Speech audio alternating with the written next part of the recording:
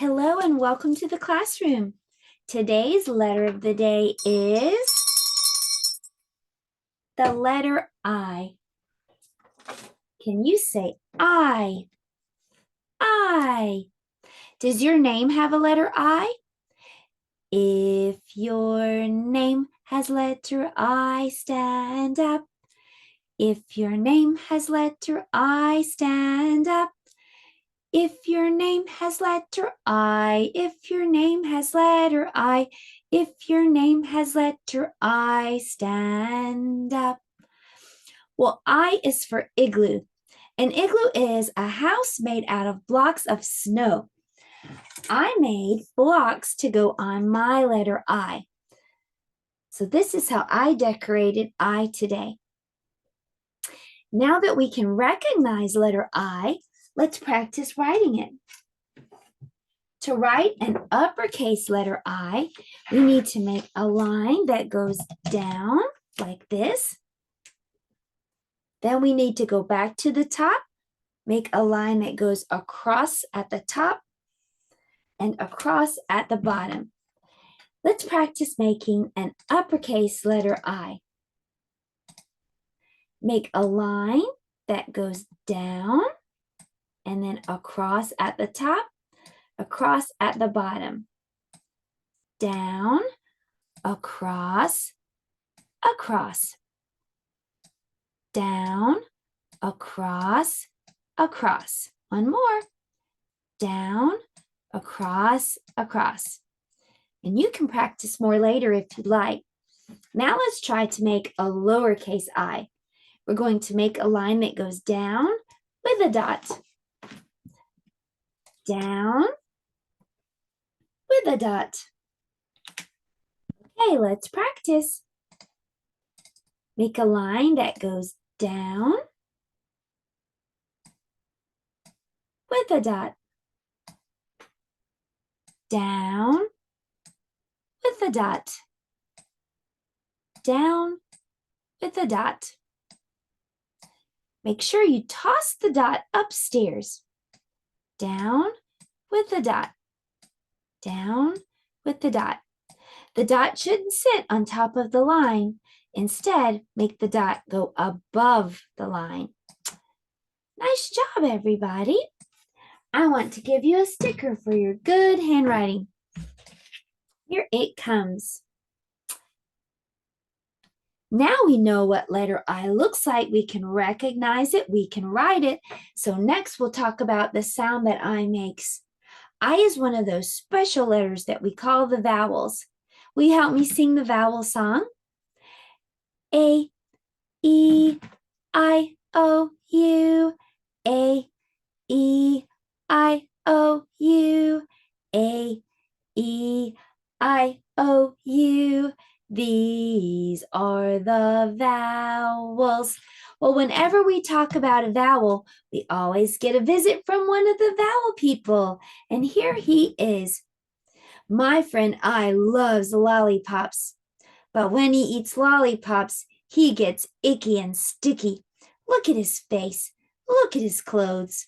My friend I says, eh, eh, when he gets icky and sticky from the lollipop.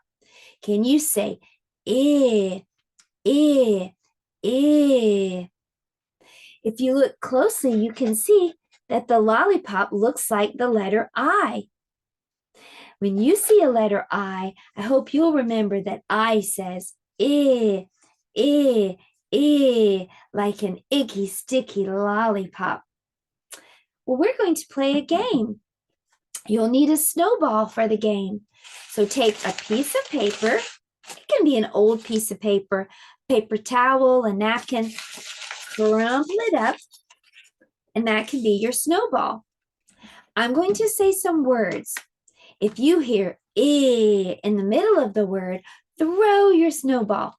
If you don't hear hold your snowball. Are you ready? Okay. The first word is him. Do you hear in him? Yes, throw your snowball. The next word is sit. sit. Yes, throw your snowball. The next word is bat. Bat. No, I hear at in the middle. The next word is pin. Do you hear it? Pin. Yes, throw your snowball. The next word is miss. Miss. Yes. The next word is pot. Pot. No, I hear ah in the middle. The next word is hit. Do you hear it? Hit. Yes, throw your snowball. The next word is bus. Bus. No, I hear in the middle. Bus. The last word is Kim. Kim. Yes, I hear it in the middle of Kim. Throw your snowball. Well, that was a lot of fun, and that was our letter time for today. Well, now it's time for math, and we're going to be using these for math. Do you know what these are? They're dominoes. Dominoes are a great way to practice adding. Take a look at this. I'm going to show you a domino. How many dots can you see on this side? 1, 2. How many dots can you see on this side?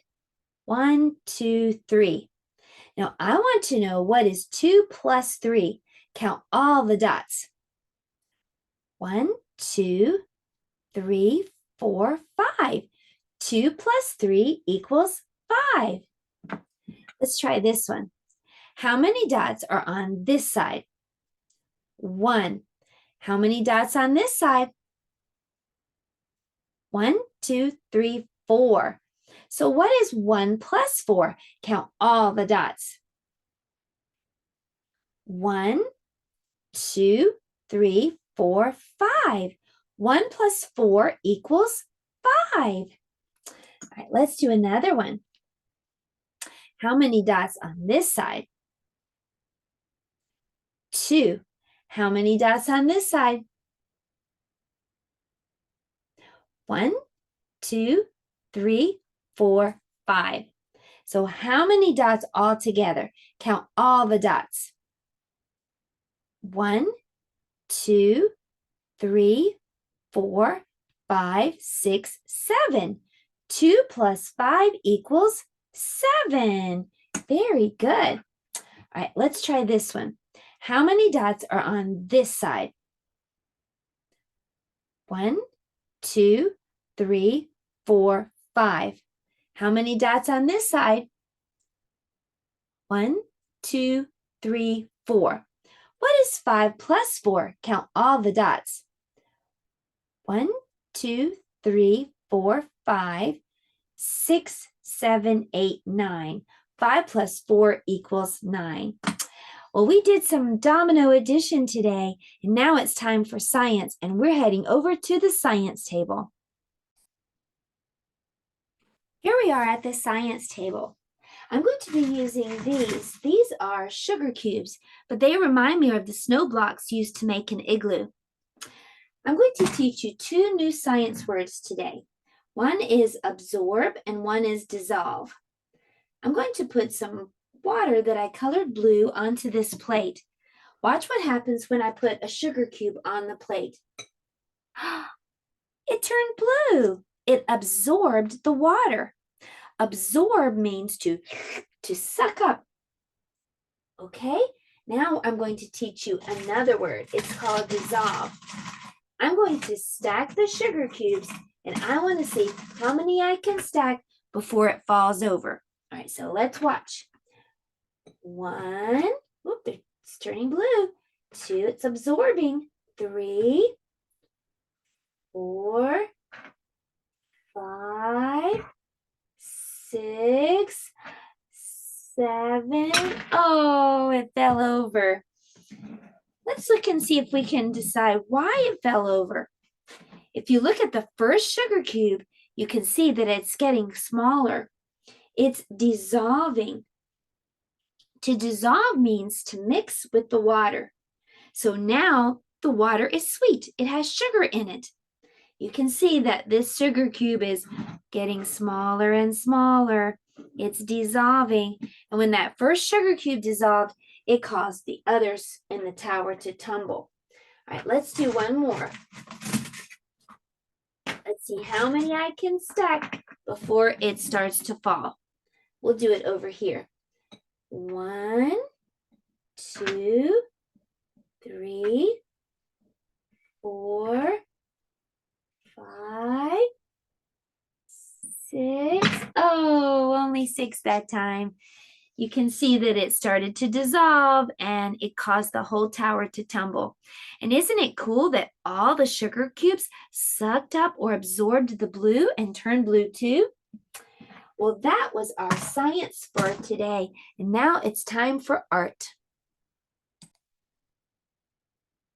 Today for art, we're going to make an igloo. And you can decide what you want to make your igloo out of. You could use a milk jug, or if this is a water jug, you could use a paper cup. Just turn it upside down and then get a grown-up to cut a little doorway. You could use a paper bowl. You could draw an igloo. Maybe you could use a box for an igloo. If you're using the milk jug, you'll need to get a grown-up to cut the milk jug in half. You only want the bottom part. I have one that I already cut. I'll show you. You just want to cut the bottom part of the milk jug. Then you're going to turn it over, and a grown-up should cut a doorway here. So now you have an igloo. You can decorate it by putting cotton at the top to look like snow. You can glue the cotton on. And if you want to, you can find some little tiny toys and you can have fun playing with your igloo. So this is our art project for today. For story time today, we're going to read the book Curious George Builds an Igloo. Curious George builds an igloo. It was a beautiful winter morning. George was up early. Next door, his friend Bill was up too. Bill was building a house out of snow. "It's called an igloo," Bill said. "I'm going to sleep in it tonight." George wanted to help. He also wanted to sleep in the igloo. It would be a lot of fun. George tried stacking some blocks of snow. It was not easy. They kept slipping and sliding. "First you make a circle in the snow," said Bill. "The snow blocks go around the circle. This makes a sturdy base for more snow blocks to go on top." Bill showed George how to stack snow blocks on top of the base. Around and around they went until there was only a hole left at the top. "The last piece is called the keystone," Bill said. "It keeps all the other snow blocks in place." "You have to fill in all the cracks," Bill said. "This keeps the igloo nice and warm inside." They smoothed out the snow blocks. Bill and George filled all the spaces with snow. George was impressed, but Bill's igloo was a little small. George wanted to build his own igloo, a big igloo that could fit his bed and some friends and maybe a party with music. George got to work. This time he made the circle bigger. He stacked the snow blocks around and around, just as Bill had taught him. George worked on his igloo until the sun went down. It was a big igloo. It even had a window. But George was a tired monkey. He did not have time to fill all the cracks with snow. The man with the yellow hat helped move George's warm bed into the igloo. George bundled up and went to sleep. Soon George woke up. He was very cold. The window was drafty. The cracks were letting the cold air in. George really wanted to spend the night in an igloo. What could he do? Then George had an idea. The man had told George to come inside if he got cold. So George worked quickly and built a new igloo in his living room. It was nice and warm inside the house. He crawled into his new igloo and went to sleep again. The living room was the perfect temperature for sleeping. but it was too warm for a house made of snow. George's indoor igloo began to melt. When George woke up the next morning, his igloo had melted. It had turned into a big puddle and a big mess to clean up. Lucky for George, his outdoor igloo was still standing. The big igloo was too cold for sleeping, but it was just right for a party. George and his friends spent the whole winter playing in his big igloo until it melted away in the spring. The end. George's indoor igloo melted. Can you think of some other things that melt? Let's look at these pictures and circle some things that melt when they get warm. The ice cream. The ice cream will melt, and so will the ice. What else will melt if it gets warm? The snowman. The chocolate will melt if you hold it in your warm hand. The butter. And also the candle. When you light a candle, it gets smaller and smaller as it melts. Well, you did a great job today with letter I is for igloo. I'll see you next time for J is for jet. Goodbye, everyone. Have a great rest of your day.